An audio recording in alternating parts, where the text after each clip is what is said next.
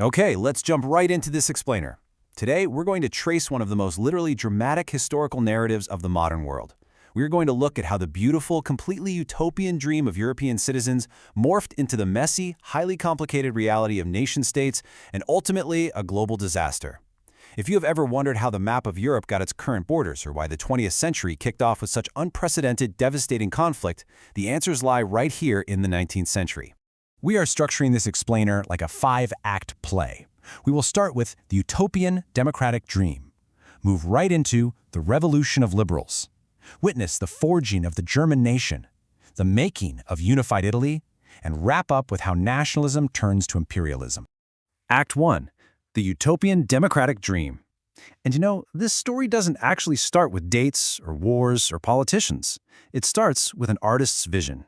Because before nations could be built on the ground, they had to be imagined in the minds of the people. Take a look at this. Back in 1848, a French artist named Frédéric Soriot imagined a world completely different from the one he was actually living in.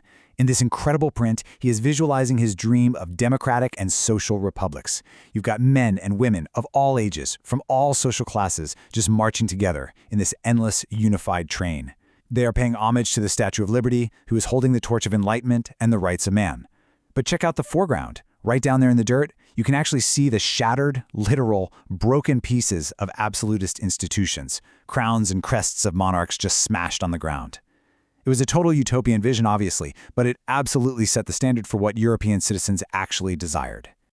Real quick, before we move on from this dream, we need to clarify a super important nuance about the word Soriot used. He dreamed of republics. Now, a republic is essentially just any government created by voting. It's based on the mandate of the people. You might be thinking, wait, isn't that just a democracy? Well, not exactly. As our sources brilliantly point out, a republic is the voting part, but a democracy means that elected government actually functions with true liberty and democratic principles. It's kind of like the difference between oranges and tangerines, right? Super similar, but they are not the exact same thing. The citizens back in 1848, they wanted the whole shebang. They wanted to pick their leaders and they wanted true liberty. Act 2. The Revolution of Liberals. So let's move from that peaceful artist's dream to the really messy, on-the-ground reality of the year 1848. Because wishing for a republic is one thing, but actually fighting the kings of Europe for it, that is a completely different story. Here, we're seeing liberal middle-class citizens taking direct action. And we aren't just talking about peasant uprisings here.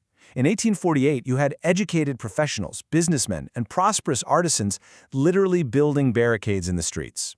They were demanding constitutionalism and national unification. They were physically tearing up the paving stones to fight the monarchies for freedom of the press and the freedom to associate. Okay, if you're taking notes for your board exams, circle this number right here, 831. This is an absolutely crucial fact to lock in. Exactly 831 elected representatives took a massive, totally unprecedented step toward their democratic dream on May 18, 1848. They didn't just protest in the streets, they actually organized. These 831 delegates marched in this big festive procession right into the Frankfurt Parliament, which was convened inside the massive Church of St. Paul.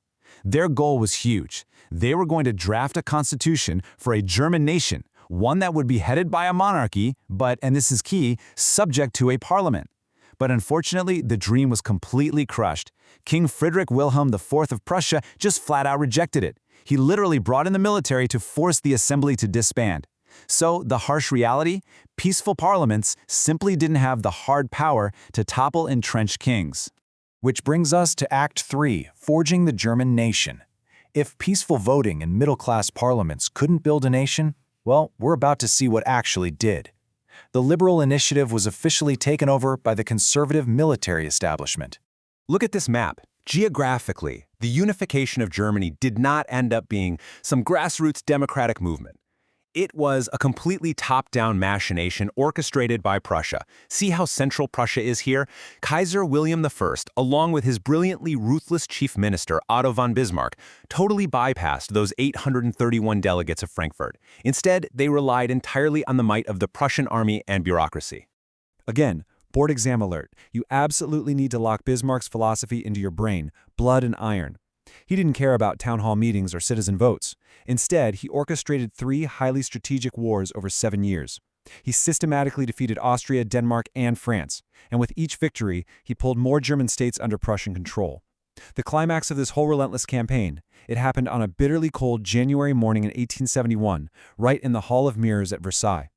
The new German Empire was declared, with Kaiser William I at the head. Nation-building through sheer military dominance was complete. Moving right along to Act 4, the making of unified Italy. Now we're shifting our focus down south to another deeply, deeply fragmented territory.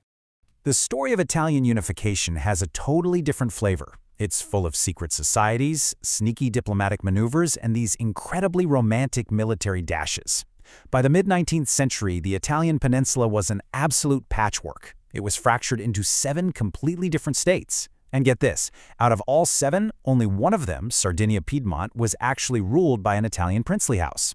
I mean, imagine trying to build a unified nation when almost your entire territory is owned by outside empires.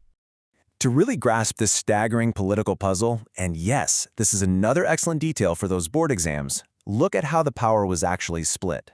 The Austrian Habsburgs controlled the north, the Pope ruled the Papal States right in the center, and the Bourbon kings of Spain dominated the south. Talk about massive hurdles. But the chief minister Cavour was smart. He realized he couldn't just fight them all at once, so he used some very tactful diplomacy, struck up an alliance with France, and managed to defeat the Austrians in the north in 1859. Okay, so the north is sorted, but what about the Spanish down in the south? Well, enter the legendary Giuseppe Garibaldi. In 1860, Garibaldi leads this army of armed volunteers, you've probably heard of them, the famous Red Shirts, and they march straight into South Italy. They actually won over the support of the local peasants and successfully drove the Spanish rulers right out. So thanks to this amazing two-pronged strategy, you've got Cavour's diplomacy in the north and Garibaldi's Red Shirts in the south, Victor Emmanuel II was officially proclaimed King of a united Italy in 1861. And now, Act 5. Nationalism turns to imperialism. As we hit our final act, the whole tone of our historical narrative takes a really dark turn. We are about to witness how the beautiful dream of national unity that Soryu painted warped into something competitive, intolerant, and ultimately highly dangerous. When you trace this ideological shift on a timeline, the contrast is honestly staggering. We started back in 1848 with citizens literally marching for their democratic rights. Then, by 1871, that dream of unity was achieved but through blood and iron. And by the time we hit the start of the 20th century, the whole concept of nationalism had completely degenerated. National groups became deeply suspicious of each other. By 1905, Slav nationalism had turned the Balkans into a literal powder keg. And this localized tension, manipulated by larger empires, pulls us directly into the devastating global conflict of 1914.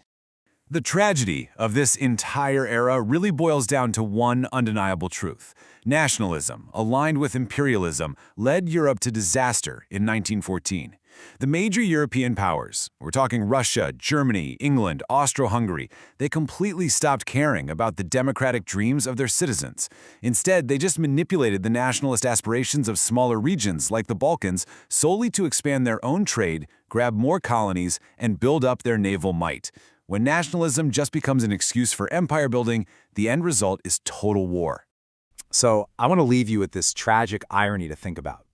When does the beautiful dream of national identity become the weapon of imperial disaster? We started this explainer with the citizens of Europe marching arm in arm in an artist's utopian painting, demanding liberty.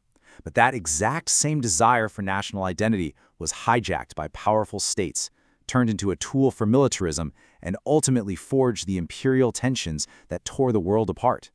History's never just black and white, is it? Thank you so much for joining me for this explainer. I really hope this deep dive helps you ace those board exams and gives you a true understanding of the super complicated roots of modern Europe. Keep learning, keep questioning, and I will see you next time.